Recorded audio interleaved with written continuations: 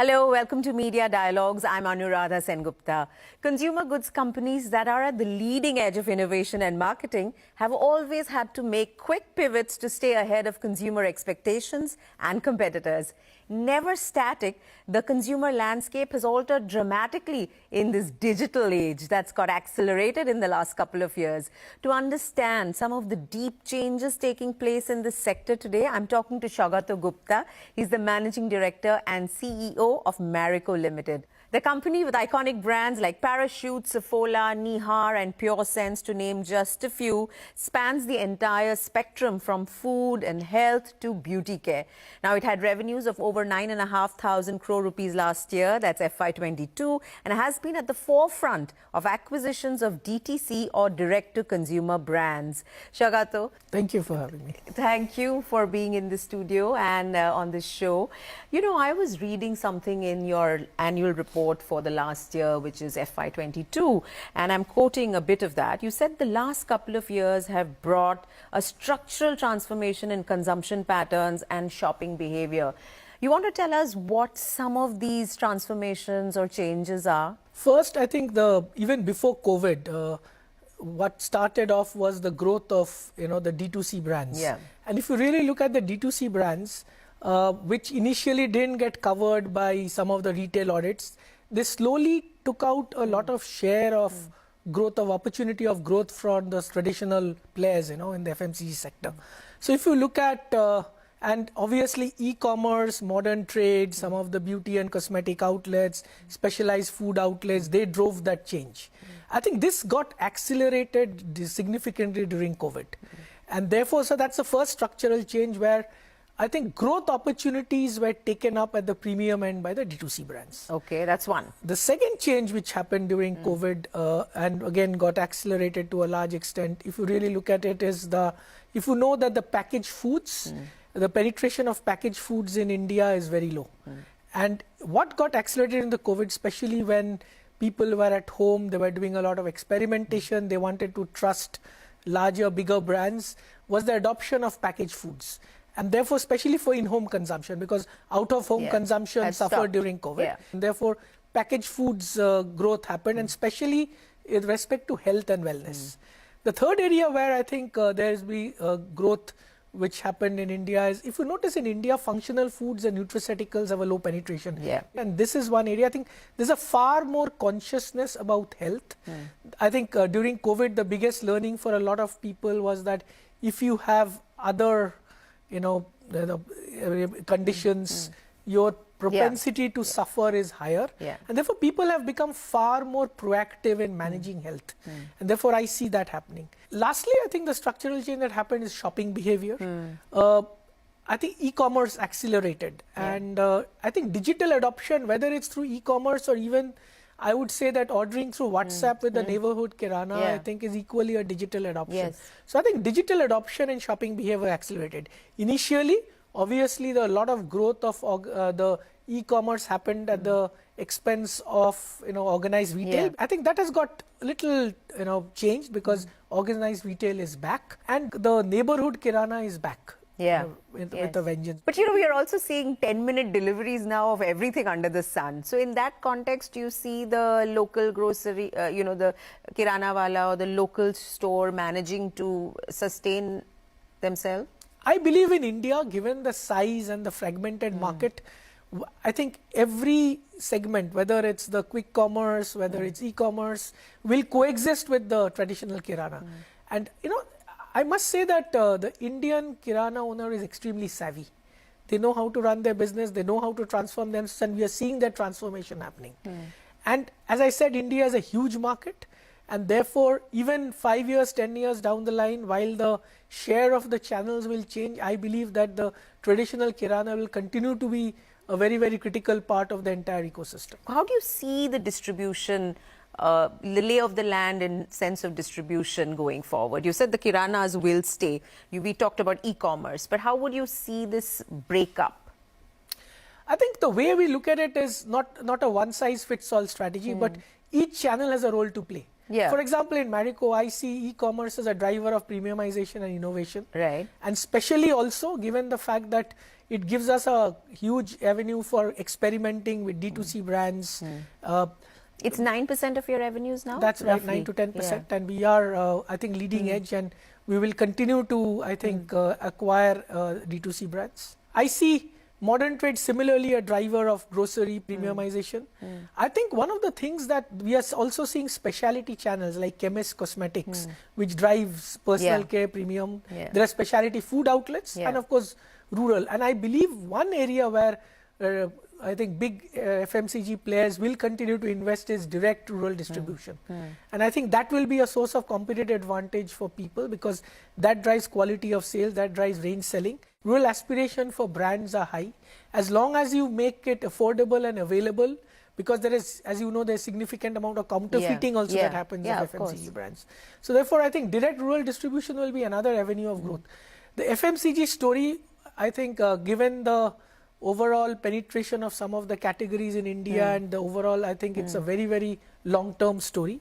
It's a question of, however, continuing to invest. And of course, invest in technology. Technology is going to play a big part. And as I said, a completely channel-based portfolio and a channel-based strategy. I think that's the biggest shift that has happened. So, you know, the e-commerce and the premium range of products or brands and the rural distribution, when you look at these two pieces, which are at two ends of the spectrum, what kind of resources are spent behind these two? For our mass brands, the rural is going to be a big driver of growth. If you see, even in some of our categories we participate, rural market share is slightly lower than urban market share. So we continue to invest behind rural distribution, and as I said, it's just not presence, but I think investment in technology to track efficiency and drive productivity. As far as e-commerce is concerned, obviously the portfolio is completely different. And I think that's the biggest change that has happened, that I think that the differentiation in portfolio, if you look at the kind of people who handles digital brands, they are different mindset, the working model is different. That is why we are almost having two companies coexisting. We call it Engine 1 and Engine 2 in the organization, which handles the organization which handles digital brands. They have a far higher velocity of innovation. They take the philosophy of, think big but start small, scale up fast. They do things, multiple things, while the core business continues to do few things big. But I think the entire philosophy or the operating model is completely different now. And this is very different from the way FMCG companies would be structured, right? Especially in terms of the sales forces as well, which are pivotal and vital to any FMCG company. Actually, you are right, but I think our entire segregation has not happened just in the sales force, but even in the entire team. And so across functions, you're saying? Across functions, most of the functions. Yeah. I think if you look at our digital brands, for example, Beardo operates out of Ahmedabad, and we have let them operate out of Just Herbs operates out of Chandigarh. The other brand, which is True Elements, that operates out of Pune and Thane. They don't operate out. We have different sets of people, because I believe the capabilities required to succeed in new age businesses versus the capabilities required to succeed in scale business are completely different in terms of mindset. We have different operating models. The only thing we do, obviously, is that we look at capital, we look at portfolio, we look at compliance, quality. These are the things we control. But the new age businesses have far better independence to experiment and run on a separate model. And what about marketing and brand building? Because that is, that is also an FMCG company's big expertise, right? So when it comes to the DTC brands which you've acquired, do you see, what do you see your role, Marico's role in this function? So obviously, we have certain things which are common. Having said that, as I said, that the capabilities required to run mass brands and large scale brands versus the capabilities that required to run D2C brands are completely different. Having said that, what is happening is there is a lot of healthy learning that is happening from one another. For example, I think what the D2C brands learn is a little bit of processes. They learn some consciousness on cost and managing profitability, because here our D2C brands, which we are there, we invest and our focus is building to last. Yeah. We are not onto the valuation Yeah. game, but we are wanting to have a sustainable, profitable growth over the long term. I think a lot of, I think the biggest thing is speed, agility, digital marketing. These are the capabilities which the core businesses, the core marketing team is learning from the digital brands. And for these digital first brands, you're planning to reach what, 500 crores in revenues? Yes, 450 to 500 crores over the next 1 or 2 years. Yeah.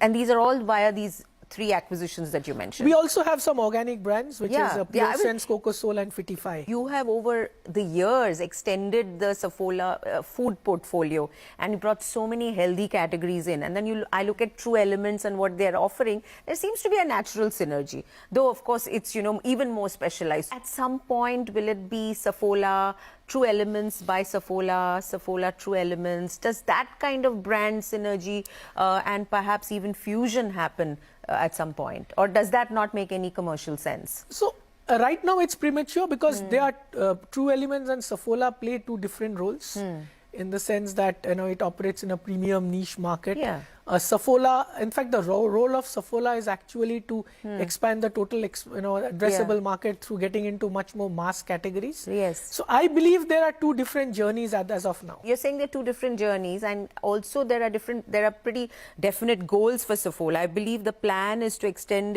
that food portfolio to be worth about 1,000 crore rupees in the next 2 years. Yeah, around 850 to 1,000 crores. Tell me a little bit more about that. So I think if you really look at SAFOLA started off its journey as a healthy edible oil, good for heart. With some very iconic advertising. I still remember it. And then it moved from what I call a therapeutic space to a preventive space. SAFOLA is now a healthy way of living. And SAFOLA is all about things which are better for you. So SAFOLA operates within the 3 spaces, which is immunity. It operates in breakfast and it operates in between meals. And in between meals is the largest market because in between meals anything can be consumed. And therefore anything SAFOLA does is better for you, whether it's purity, whether, for example, you have launched peanut butter with jaggery instead of sugar. The oodles, instead of maida, we have oats and wheat. So I think SAFOLA offers a better for you option for people, and therefore we will continue to expand and perhaps in the next 6 months perhaps enter 1 or 2 more categories. And this is the journey. It's I think premature to comment on it, but we will enter definitely into 1 or 2 more categories. And the other thing interesting we are doing is now we are having a dedicated food distribution and a food go-to-market, which we have started in the 5-6 metros and we're extending it. And that will also drive synergy and just going to drive, in terms of acceleration to our food portfolio. So all of that and together. Tomorrow, True Elements also can get into that go-to-market also. Right. Saugata, pause for a bit. We're going to take a break. But when we come back, we're going to find out how brand building has got affected because of the digital age. Stay with us.